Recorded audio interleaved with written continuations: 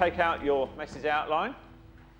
You'll find it helpful as we go through this second part of this two-part series that we began last week.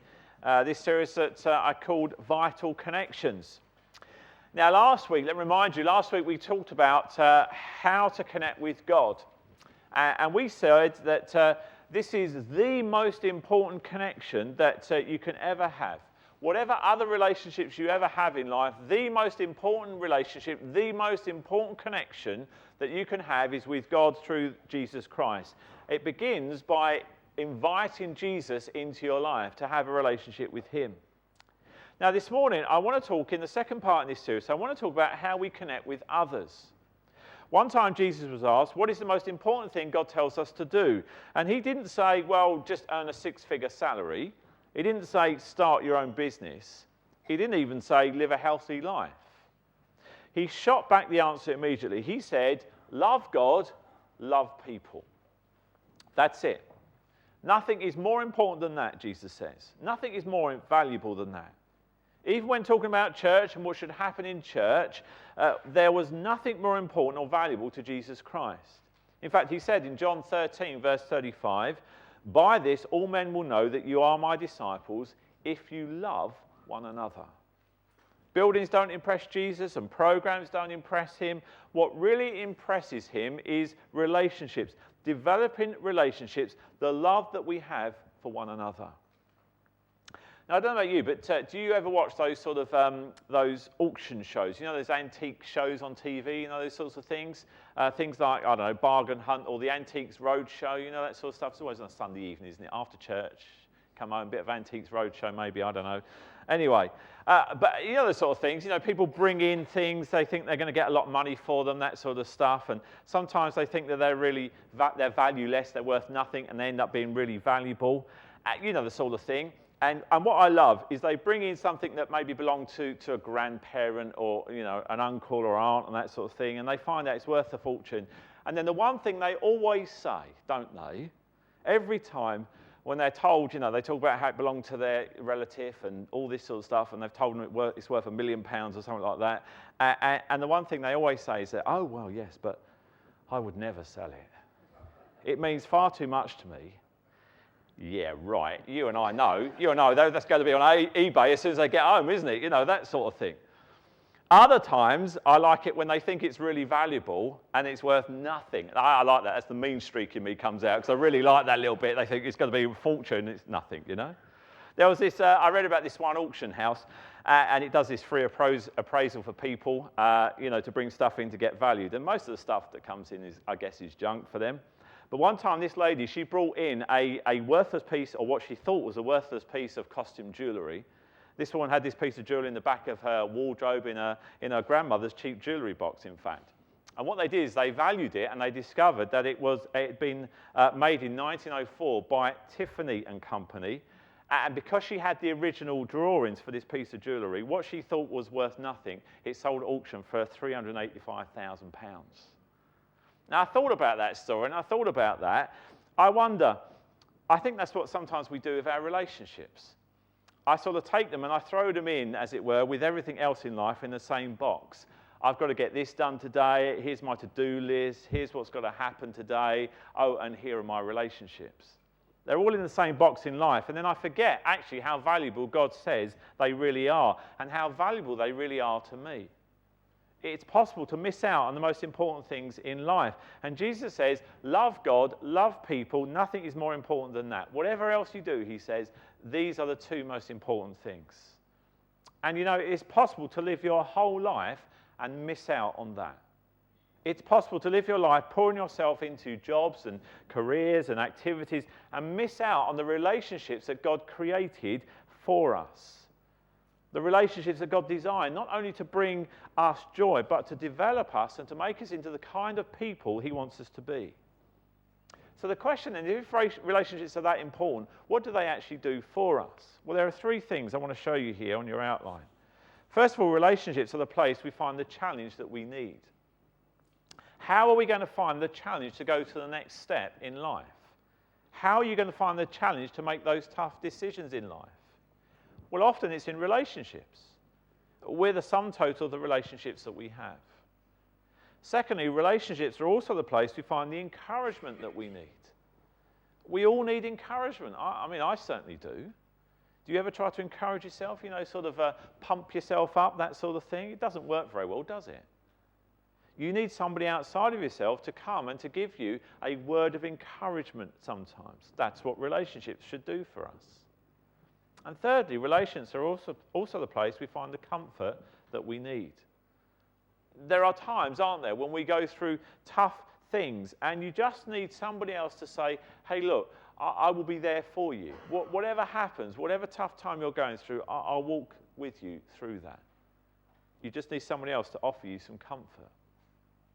Now, we try to find those things in other places. We perhaps try to find challenge in our job. We maybe try and find encouragement through entertainment.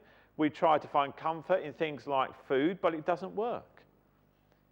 If it does work, it only works for a very brief time. It's only in our relationships with God and with people that you and I find those things for a lifetime. And I think, if we're really honest with ourselves, when we begin to think about our own relationships, we all know we need to be just a little bit better at relationships. We need to connect better with other people. We need to make this a little bit stronger in our own lives. The question is, well, how do we get there? How do we do that? If relationships are that important, how do we make them better? And if you're anything like me, it's a struggle, isn't it? It is a struggle to make our relationships better and to make them great. And it's not going to happen overnight. What we're going to talk about today is we're not going to talk about better relationships today and then they're all better tomorrow. It takes time. Think of it more like a journey for the rest of your life. And in light of that, think of that picture of a journey. What I want to talk about this morning are 4 specific crossroads that we all face in our relationships. Places where we come to very often in our relationships where we have to make a decision, where we have to decide, are they going to get better or are they going to get worse? Because the choices that we make at those crucial crossroads moments can make a big impact. Am I going to go forward or will I go back? Am I going to turn aside or will I press on this relationship? So let's look at these together. The first is this. Here's the first crossroads. Is when I choose to walk alone or I choose to be with others. That's the first crossroads we face when it comes to relationships. In other words, I can choose to isolate myself or I choose to be connected, really connected with others. Now this is vital because without knowing it, many of us are walking down a road where we're becoming more and more disconnected from people. As a society, we're becoming more and more isolated from people. Now, there are a lot of reasons for this. We're becoming, it may be because some past pain in your life, and you've said to yourself, do you know what? I'm never, ever going to let someone hurt me like that again. And therefore, you will never really deeply connect with someone else. It may just be because you're just way too busy. You're building this and doing that and earning that, and you just don't have time for relationships. It may be you're just inconvenienced by relationships. Maybe it just hurts you to be around other people. Whatever it is, we find ourselves becoming more and more isolated many times in our life. And the danger is then is that we find ourselves all alone, and therefore then we're incredibly vulnerable. Because that old saying is right, there is strength in numbers. Look what the Bible has to say about this in Ecclesiastes 4 verse 12. A person standing alone can be attacked and defeated. In other words, they're very vulnerable. But 2 can stand back to back and conquer. 3 are even better, for a triple braided cord is not easily broken. And study after study tells us that people that take the time to develop relationships are happier people, they are healthier people. They even live longer. But if you don't take the time to develop relationships, who's going to be there for you during those tough times of life? Now, the truth is we're all going to go through tough times. Every one of us will face a crisis in our lives. And the question is then, well, who will be there with you? Who will be with you when you face those difficult times in life? Because if you are isolating yourself more and more, there will be no one there for you. And the truth is, you cannot build relationships when the crisis happens. You're too busy, you're too frazzled. No, you have to build them beforehand so the strength is there to face it when the crisis comes. Now, I don't know, maybe some of you here this morning are sitting here thinking, do you know what, actually, having thought about that, what you've just said, that's true for me. As I think about my life, I'm isolating myself more and more. I've just been too busy, or actually, I've got irritated by people. Maybe I've become afraid.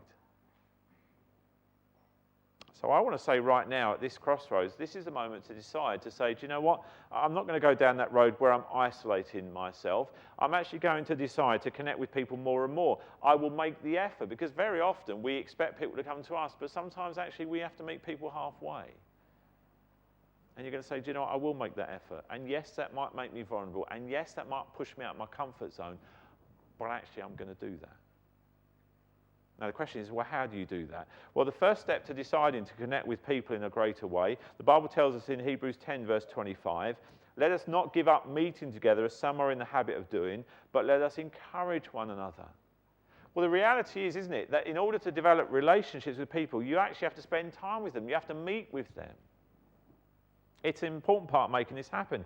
You don't just think about it or hope that this will happen. You have to be intentional about this. You have to meet with them. You have to get together with them. You must spend time with people. Church is a great place to do that.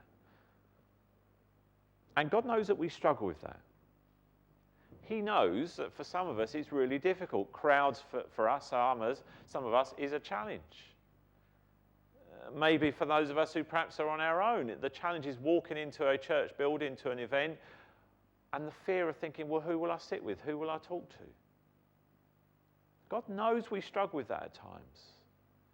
He knows that we don't have the time, or we have all kinds of issues in our lives that keep us from doing that. So he writes this word as a word of encouragement. He says, look, don't give up, because this is really important that you actually do spend time with other people, that you meet with people. Acts 2:44 says this about the early believers in the church. They were all together and they shared everything. They were together, notice that. In other words, they were together, they developed relationships. That's part of what it means to be part of a church, of developing relationships, one with each other. And I think this is really, really important for us as a church. As we have grown, and as God willing we continue to grow larger, this church now can be an easy place to hide in. In fact, you could probably do that now. You can come and you can hide in the crowd and not develop relationships if you want to. Now, for some of us, that's good, because for some of us, you're coming for the first time. You're starting to join us, and you want to come. You maybe want to check us out a little bit anonymously and come and see what we're like and see what sort of place we are. Fine. But for some of us here, we've been hiding in the crowd just a little bit too long. Maybe a number of months, maybe even a number of years. There comes a time when you have to start to really connect with people. There comes a time when you have to open yourself up to relationships. And if we're going to make relationships work, it is going to take some risks. You know, even going up to somebody and saying, look, how would you like to come over for dinner one evening, or come for lunch? How would you and your family, or your husband and your wife, I'd like to invite you. Why don't you come over for a coffee, or come for lunch? Now, that's a risk, isn't it? They might say no. Are you willing to take that risk? Or getting involved in a small group, meeting in a home. Again, that is a risk where you meet together. And do you know what? It's fascinating. But in small groups, there's lots of fears related to meeting together with others, people in the home for a small group. The truth is, though, is that when you get involved in a small group, there are people just like you. Same fears that you have. And yet they just want to study the Bible together and develop relationships with others. And everybody needs that in their lives, don't they? But we've got to be honest. To do this sort of stuff, it's risky. But if you take it, watch how God can put you together with some people that can become your best friends and people you can lean on during tough times. Now, that does take time. Doesn't happen overnight. But it happens again and again and again, particularly in small groups. So the first crossroads that we all face is, am I going to get in touch with other people, or am I going to get more and more isolated? Second relational crossroads we all face is, will I choose to pretend or to be real?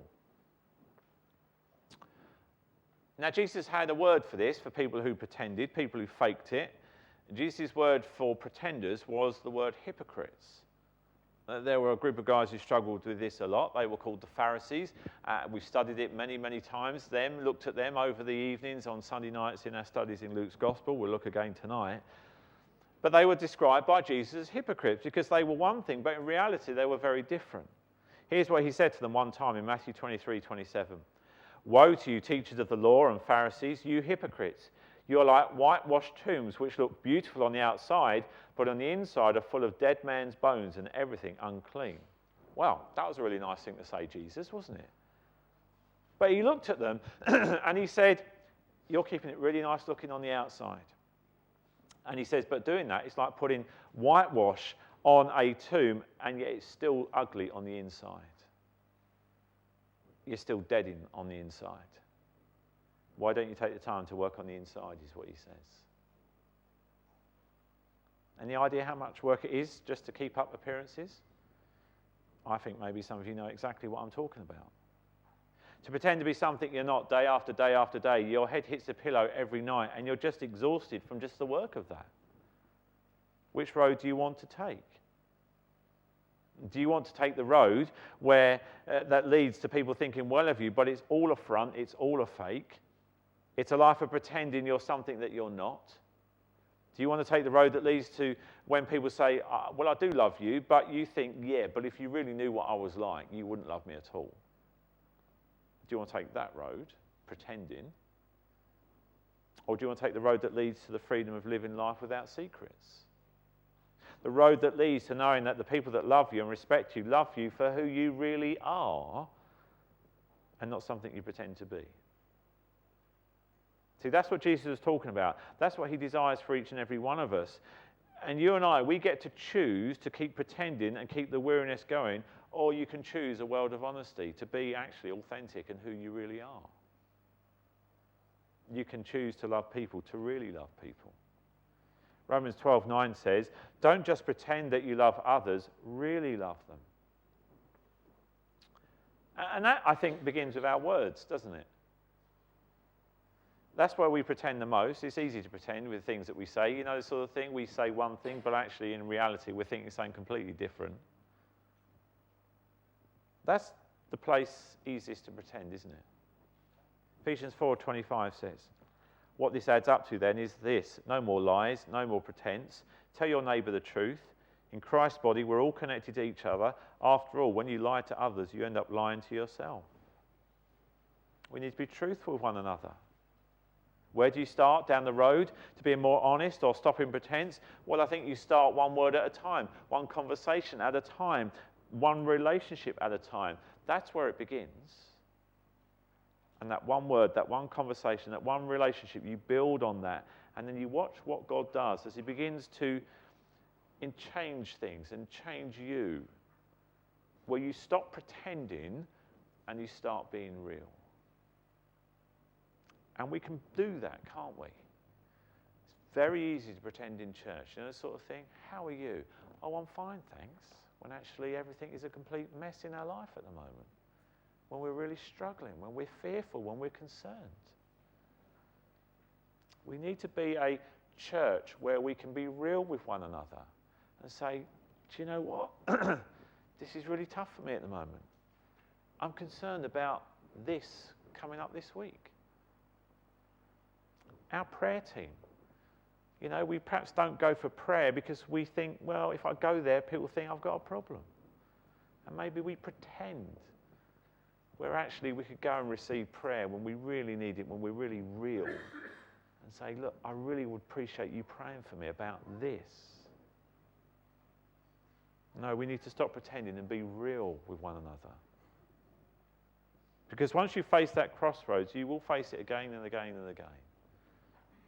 But there's a third one that we will face. Third crossroads, where I choose the shortcut or the long road. In other words, when it comes to relationships, I choose the easy way or I choose the hard way. Because here's the thing, I don't know about you, but have you realised that relationships take time to develop? Relationships create work. Relationships take a long road. Ephesians 4:2 says, be humble and gentle, be patient with each other, make allowances for each other's faults because of your love. In other words, that's saying that relationships are costly. Good relationships are going to cost you. Relationships are messy. Have you found out, have you experienced that relationships don't always work out the way you want them to work out? They always take a bit more time than you expected. And so because of that, you and I, we have to decide, I'm going to take the long road. I'm going to give them time to develop. Because the truth of the matter is, relationships don't always work out the way that we would like them to work out. And many times they can just wreck our schedules, can't they? And I've got to decide, am I willing to take the shortcut and make this easy and get through it quick? Or am I willing to take the long road with someone even when life is tough? Now, there's a single word that we all need in all our relationships because at times they are messy, because they take time, because the people we have relationships aren't perfect. And by the way, we're not perfect either. And that single word is found in the verse that we just read. Notice, be humble and gentle and be patient. It takes patience. Now, the question then is, well, who do I need to be patient with? Well, look at 1 Thessalonians 5, verse 14. It says, be patient with everyone. Now, I don't know about you, but I hate that verse. I mean, everyone? Can't I just pick and choose, God? Can't I just be patient with the people that are easy to be patient with? No, he says everyone. Now, why do I have to be patient with everyone? Because everyone needs my patience because nobody's perfect. And I also need everybody to be patient with me because I'm not perfect. I'm so grateful when God is patient with me when I'm slow to grow. I'm so grateful in my life for people that have been patient with me. But in light of all of that, even though I experience the patience of God and the patience of other people, I still hate being patient with other people, don't you? I want them to hurry up. I want them to get with the program. I want them to, get on with things. And yet, for relationships to develop, it takes genuine patience. Now, what does patience look like then?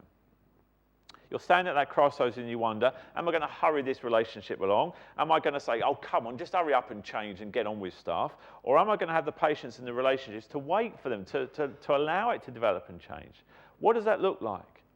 Well, 1 Corinthians 13, verse 7, here's the decision we have to make at that crossroads when we decide to take the long road. Love never gives up, never loses faith. It's always hopeful and endures through every circumstance. So you're at that crossroads. You're deciding which way you're going to go in that relationship. At that crossroads, when you decide to take the long road, and what you're saying is this, I'm deciding right here, right now, that I'm not going to give up on that relationship. Some of you maybe need to decide that here, right now, about a relationship, maybe with a husband, with a wife, with one of your children, maybe a friend, somebody you work with. I'm not going to give up on that relationship with somebody in my family. I'm going to decide right here, right now, that I'm not going to lose faith. God is still here. He is still working. I will decide right here and right now that I'm not going to stop hoping. I'm deciding, I'm making that commitment to take the long road to endure with that person even through the tough circumstances. That's what it looks like to take the long road in a relationship. To be committed to that relationship, to be committed to one another, to have that kind of patience. So I don't know, maybe God brought you here this morning and you're struggling in a relationship and he just wants to say to you, look, don't give up on that relationship. Be patient. See what I can do. Now, he's not promising you it's going to be easy.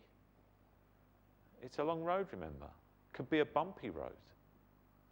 But he's saying that's the best way. That's the best way, not only for them, but also for you, so he can make you and develop you and make you into the kind of person that he wants you to be and to give you that kind of joy and the kind of life he wants to give you. Very often, as he is working on those relationships, he's actually working on you, on me, and changing us through that experience. Finally, the fourth crossroads we all face is when I choose comfort or I choose change. I choose to live maybe a comfortable life, or I choose to live a life where I'm growing, where I'm changing. Jesus talked about this kind of life he wants to give us in John 10, verse 10. He says, I came to give life, life in all its fullness. Now, I want that kind of life. Don't you want life in all its fullness? But we don't have it yet. So I look at the life where I am now, and I look at the life that Jesus promises me or offers me. He says, notice, in all its fullness. The problem is, in between those two words is this word called change. I don't know about you, but I would like to get there easily. I'd like to get there comfortably, maybe in my armchair, no effort involved whatsoever when it comes to relationships. But it doesn't happen that way. No, it comes through change. And very often, I have to change first before that person changes. Growth always comes through change, and that doesn't always come in a comfortable way. In fact, very often that can be very uncomfortable in my life. And we can successfully, many times, go after the most comfortable life. If you want to live a comfortable life, you can do that very easily. You can live it most of your life. But when you get to the end of your life and you look back with this massive regret that you missed out on what could have been great relationships, you look back and realize, if only I'd changed, I could have grown in a greater way. I could have been better connected with others. I could have had better relationships, friendships. You can get the most comfortable life many times, but it does come with disappointment. So you and I, we have to choose. Am I going to choose comfort, or am I going to choose to change? Now, there's a lot of ways that God challenges change in our lives. He does it through circumstances. He does it through what he's written in his word, the Bible. But one of the main ways he does it is through our relationships, and that's not often comfortable, is it? Paul wrote to some people in the town of Corinth, to a church in Corinth that he was having a difficult conversation with. There were challenges in that church. There were many things that weren't right, and Paul has to write to them, and it's difficult for him to write. He had a love for these people. He had a life for those churches, and it was difficult for him. It hadn't been a comfortable conversation. You know those sorts of things? You had those sorts of times? You think, I really need to talk to that person, and I keep putting it off because I know it's going to be an uncomfortable, difficult conversation. Paul knew exactly that. And yet, interestingly, it hadn't been a comfortable conversation, and yet after he'd written to them, this is what he says in 2 Corinthians 7, verse 9. Now I am happy, not because you were made sad, but because your sorrow made you change your lives. That's how it works. They'd had a difficult conversation, and it had made them sad, but that sadness made them change for the positive. And that's when we change. We change when we're made to change. Most of us don't think change is a good idea, do we? We don't like change. We like just to stay comfortable. We change when we're made to change. You've heard me say this many times before. We don't change when we see the light. We change when we feel the heat. We change when we're made to change. When that difficulty comes in our lives, then we change. But God can also use other people to be the ones that challenge us towards that change that we deep down all really want. Proverbs 27, verse 17, talks about how he does it. It gives us this picture. It says, as iron sharpens iron, so one friend sharpens another. Sounds really nice, doesn't it? I bet we've quoted that before, haven't we? That verse. Iron sharpens iron. Sounds lovely, beautiful picture. But just stop and think about this for a minute. When metal hits metal, what happens? Sparks fly, don't they? Have you ever had that happen in a relationship? In fact, here's how it happens. The metal hits the metal, and someone says something to me that hits a sensitive spot or a dull spot edge in my life, and then sparks fly. You know, you hit a nerve, don't you? First comes the sparking, then comes the barking, comes the yelling, doesn't it? I don't like it when sparks fly in my life. I don't like it when people challenge something in my life. And I guess the same is for you. But because of that, you and I go through a little bit of a tough time in that relationship. But actually, if we see that as part of the process to change, then we should be thankful for it. Because sometimes you can't do it any other way. It's metal hitting metal. That's the picture. Sparks fly. Sometimes you can't do it easily. So let me ask you the question.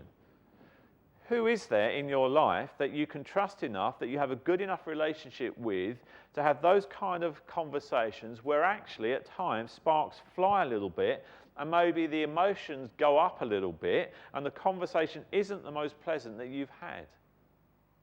But on the other side of that, there is growth and there is change for both of you.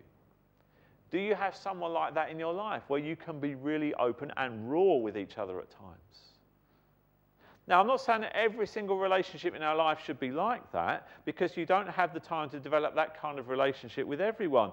But there needs to be a few people in your life who you've chosen to have a relationship with like that, where you can have those conversations. I don't think these conversations have to be nasty and negative and critical. That's not how it's supposed to happen. The Bible tells us in Hebrews 10, verse 24, think of ways to encourage one another to outbursts of love and good deeds. So in order to change, you're not to be mean to them. That's not what it means to make it work. You encourage them. And when you encourage someone like that, it encourages an outburst of love, an outburst of doing the right thing. Can you imagine that? Just think about that for a minute. You and I have the power with a simple word of encouragement to somebody to encourage them to an incredible new heights of love, to do the right thing like they've never done before in their life before. Just think about that. Just one word of encouragement talking to another person. That's how powerful our words can be. We can use words to build people up or to tear them down.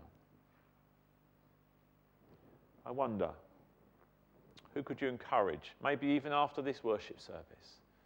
Who could you go up to with just a word of encouragement that could change the whole of this day for them? Who could you do that with this week? Just encouragement, so that there would be an outburst of love and good deeds in their life. So what's it going to be on this road? Are you going to choose comfort, or are you going to take life easy? Or are you going to choose to develop those relationships where change can really begin to happen? Because that's probably the toughest one of all, isn't it?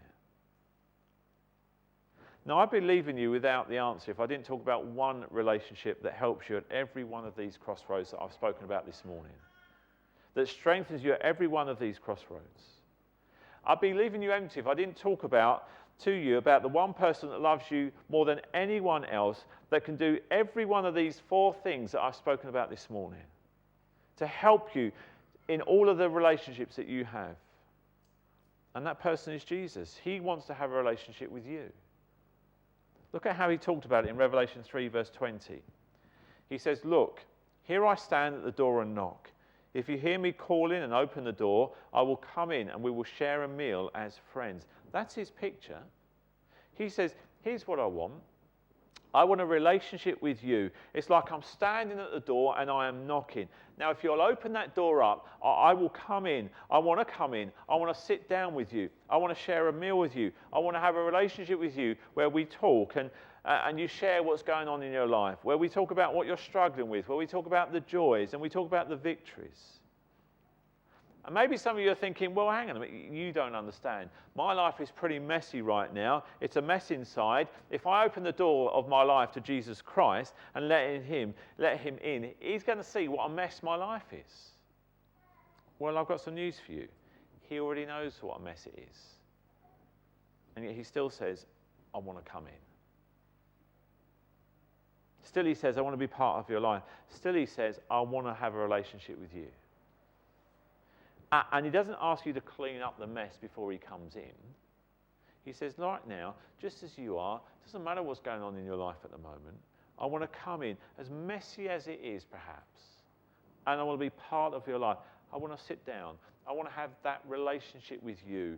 And even then, I will start to clean up the mess. That's the kind of relationship that Jesus wants to have with every single one of us. And many of us have stepped across that line and have said yes to Jesus. See, when I stand at these crossroads, I can almost touch the tension that I feel as I stand at one of these relational crossroads. The tension of, am I really going to get involved with people, or am I going to keep isolating myself because that's easier? The tension of, am I going to stop pretending, or am I going to be real? The tension of, even in your mind, thinking day after day, I need to have that conversation. I need to be honest with that person. And you can feel that tension build. The tension of, am I going to take the shortcut, or am I going to be willing to take the long road to be in this relationship for the long haul? The tension of comfort or change. Or the tension even that Jesus speaks about. I'm standing at the door and I'm knocking. Will you let me in?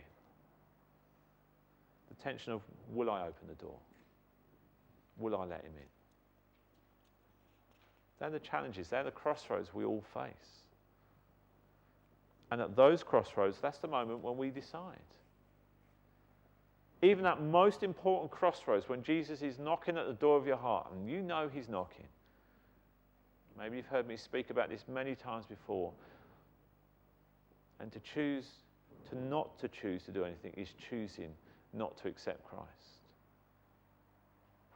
What will you do at these relational crossroads? What will you do at the relational crossroads of beginning a relationship with Christ? And it's at those moments when we decide. And I want to give you a moment to think about that. And we're going to bow our heads, and we're going to pray. And we're going to think about these things. Let's pray.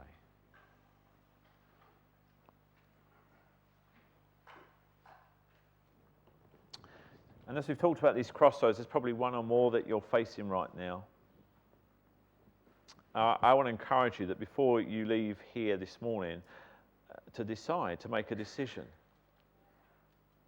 If you don't decide anything before we leave, you really are deciding just to stay the same. But to decide to take just one step in a different direction. You may need in prayer just to say something like this. Lord, I'm deciding today to stop isolating myself. I'm going to take a step towards being with other people. I'm going to decide today, right here, right now, to stop pretending. I'm going to decide to take the long road. And I know it's not going to be easy. I'm not fooling myself. I need your strength.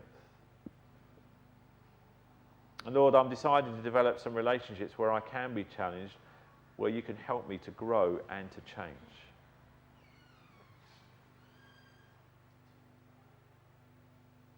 And there are some of you who need to pray for the first time and ask Jesus Christ to come into your life. You've heard him standing at the door and knocking. You know he wants to come into your life. How do you open that door? Very simply, just by talking to him in prayer.